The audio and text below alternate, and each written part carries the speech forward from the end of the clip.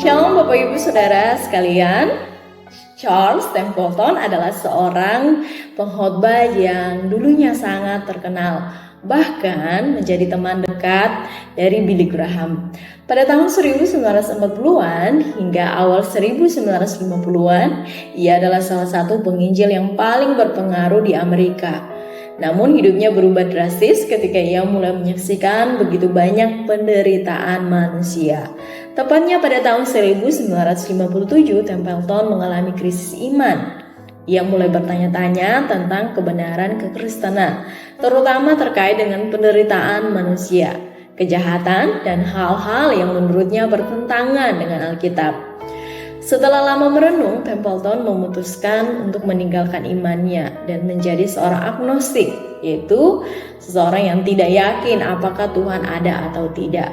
Nah, pada tahun 1996, Templeton menulis buku tentang alasannya menolak iman Kristen.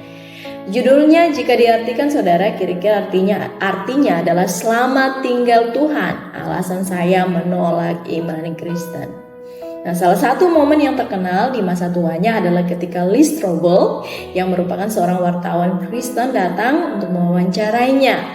Dalam wawancara tersebut, Strobel menanyakan kepada Templeton tentang pandangannya terhadap Yesus. Untuk menjawab pertanyaan tersebut, Templeton diam sejenak dan menjawab bahwa dia sangat mengagumi Yesus. Menurut Templeton, Yesus adalah orang yang paling luar biasa yang pernah hidup.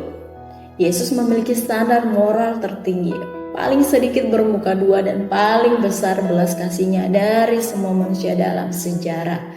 Ada banyak orang hebat lainnya, tetapi Yesus adalah Yesus, kata dari Templeton. Strobel kemudian bertanya lagi, apakah Anda masih merasa memiliki hubungan dengan Yesus? Templeton dengan suara mulai bergetar dan mata yang berkaca-kaca menjawab, aku merindukan dia. Nah, Bapak Ibu Saudara-saudari sekalian, krisis iman yang dialami oleh orang percaya termasuk oleh tokoh-tokoh iman yang terkenal seperti yang tercatat dalam Alkitab bahwa Daud membasahi bantalnya dengan air mata, juga Yeremia mendapat julukan nabi yang menangis, bahkan Martin Luther mengalami krisis iman yang hampir menghancurkannya. Nah, saudara, apa itu krisis iman? Krisis iman adalah ketika seseorang merasakan ketidakhadiran Tuhan. Ada perasaan ditinggalkan oleh Tuhan yang menimbulkan depresi rohani yang bahkan menyebabkan depresi akut. Kita mungkin bertanya-tanya, loh kok bisa orang beriman mengalami depresi rohani? Itu kan artinya imannya merosot, wah imannya tidak kuat. Nah saudara, kita perlu memahami bahwa iman kita bukanlah iman yang konstan. Iman kita itu adalah iman yang bergerak. Keyakinan kita kepada Tuhan bisa berubah-ubah, tidak selalu kuat setiap saat.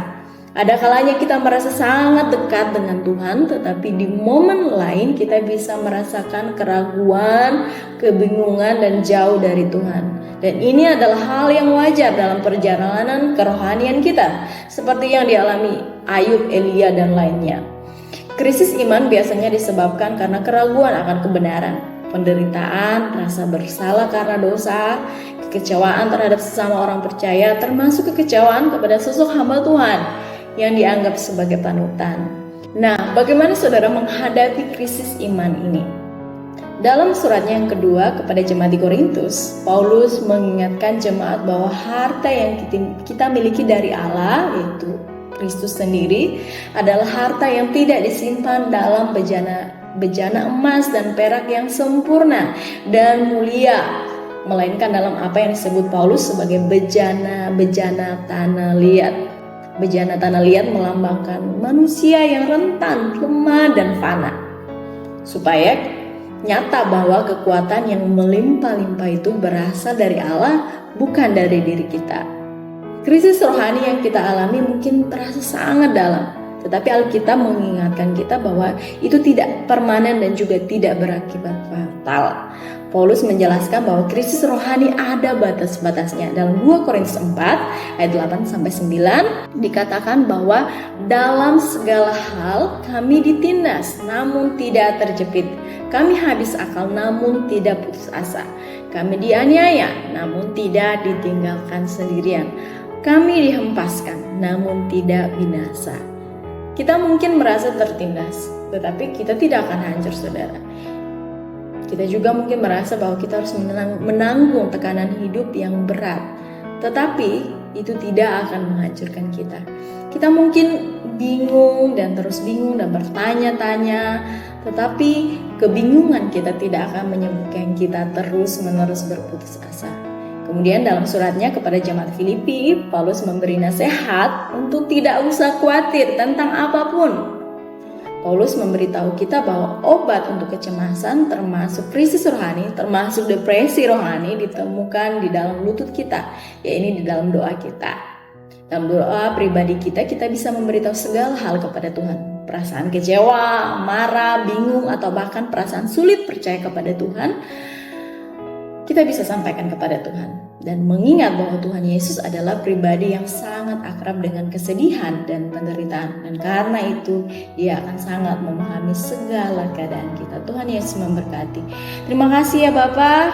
Kami bersyukur bahwa hari ini Engkau mengingatkan kami betapa kami membutuhkan Engkau dalam segala keadaan hidup kami, dan Tuhan tolonglah kami apapun keadaan kami ajarlah kami untuk datang kepada Engkau dalam doa kami, sebab dalam doa kami bertemu secara pribadi dengan Engkau. Tolonglah kami ya Tuhan menghadapi setiap musim hidup kami. Dalam nama Yesus kami berdoa.